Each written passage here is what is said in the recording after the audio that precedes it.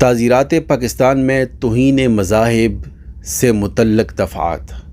آپ جان سکتے ہیں کہ مرزا جہلمی کے جرم کے مطابق سزا کیا ہوگی اور کتنا جرمانہ ہوگا۔ کیا یہ جاہل جہلمی جیل سے نکل پائے گا یا نہیں، اور اس کے آنے والا مستقبل آزاد ہوگا یا قید میں پابند ہوگا۔ آپ اس ویڈیو میں جان سکیں گے کہ توہین مذاہب، توہین رسالت اور عبادت گاہوں کی بے حرمتی کرنے والے کی سزا اور جزا کیا ہوگی۔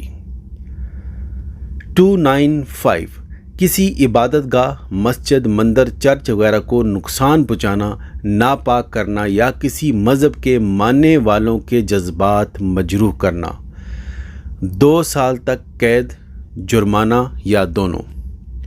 295A جان بوجھ کر اور بدنیتی کے ساتھ کسی مذہب یا مذہبی جذبات کی توہین، 10 سال تک قید اور جرمانہ۔ 295B قرآن پاک کی بے حرمتی کرنا، جلانا، پھاڑنا، ناپاک کرنا، تو اس کی عمر قید اور جرمانہ ہے۔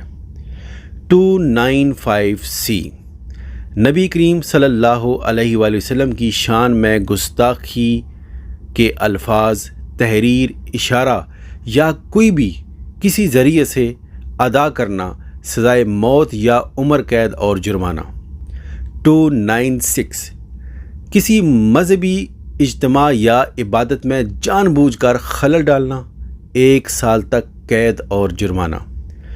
297 کسی قبرستان، تدفین یا قبر کی بے حرمتی کرنا، 1 سال تک قید اور جرمانہ ہے۔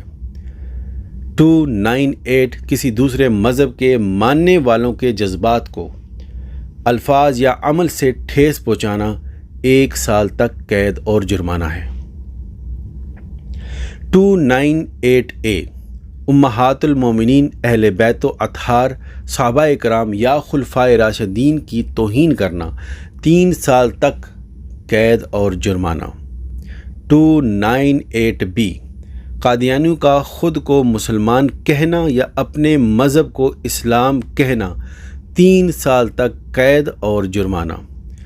298C قادیانیوں کا اسلامی شعائر، مسجد، اذان، کلمہ وغیرہ استعمال کرنا، 3 سال تک قید اور جرمانہ ہے۔ یہ ہیں پاکستان میں لگنے والی توہین مذاہب پہ دفعات اور ان کی سزائیں اور جرمانہ۔ تو آپ اندازہ کر سکتے ہیں کہ کس کا کیا جرم ہے اور کس کو کتنی سزا ملے گی۔ تو مرزا جہلمی کا جرم اور مرزا جہلمی کی سزا اور جرمانہ آپ پر ہے کہ آپ کیا سمجھتے ہیں۔